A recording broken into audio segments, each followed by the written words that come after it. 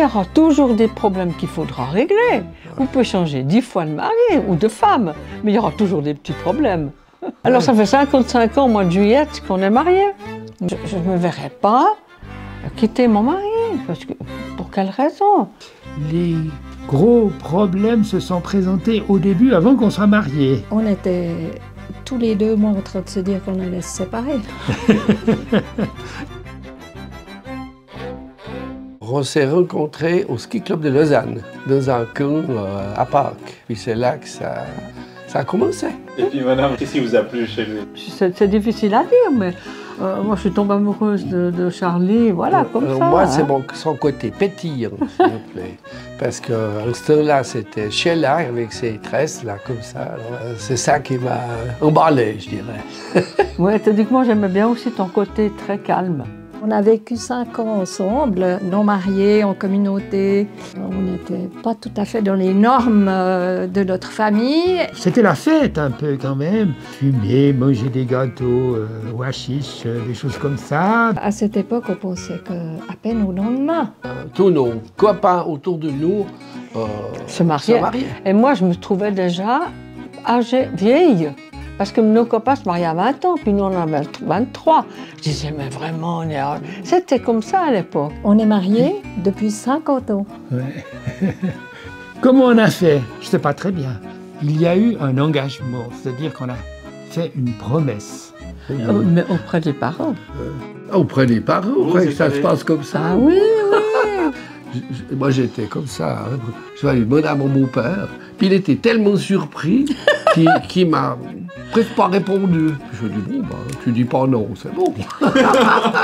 Après 5 ans de vie commune un peu chaotique, on a eu un projet de vivre ensemble et un projet d'avoir des enfants.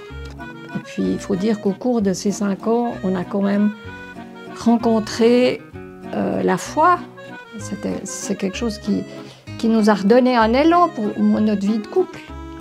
Comme je dis, quand on parle d'amour, c'est quoi cet amour biblique, hein? Eh ben pour moi, c'est le respect inconditionnel de tout autre, du tout autre et de l'autre. Alors évidemment, c'est très difficile à atteindre, mais c'est un objectif. Je ne crois pas que la foi, pour nous, a été un stimulant. Un truc qui soudait ou comme ça. C'est vrai, on connaît, on n'est peut-être pas des très bons paroissiens. Non, mais on a quand même, nos enfants ont fait leur catéchisme, ça, ils ont fait. Tous nos amis qui sont encore ensemble, tous ont des enfants divorcés. Pas tous, mais un, comme nous.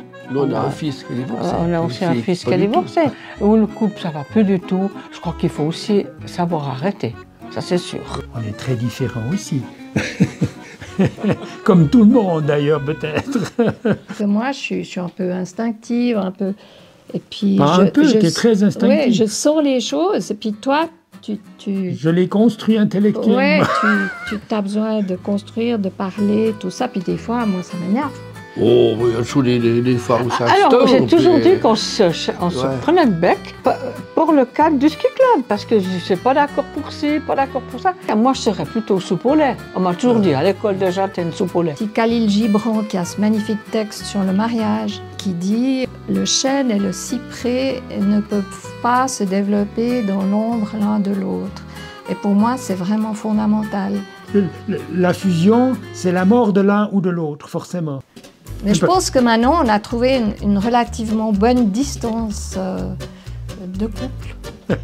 Et puis, je ne sais pas, petit à petit, je crois que les objets de dispute, ils ne changent pas énormément, mais c'est la manière de les résoudre. On ne dit plus rien pendant un moment, puis après, on en discute, puis c'est bon. La sexualité, c'est un élément assez important. Il y a eu, mais elle n'est pas... On a un âge. On n'a pas un âge, voilà, mais je crois que vient après la sexualité, la tendresse. Voilà, on ne fait pas jambes séparées. Voilà.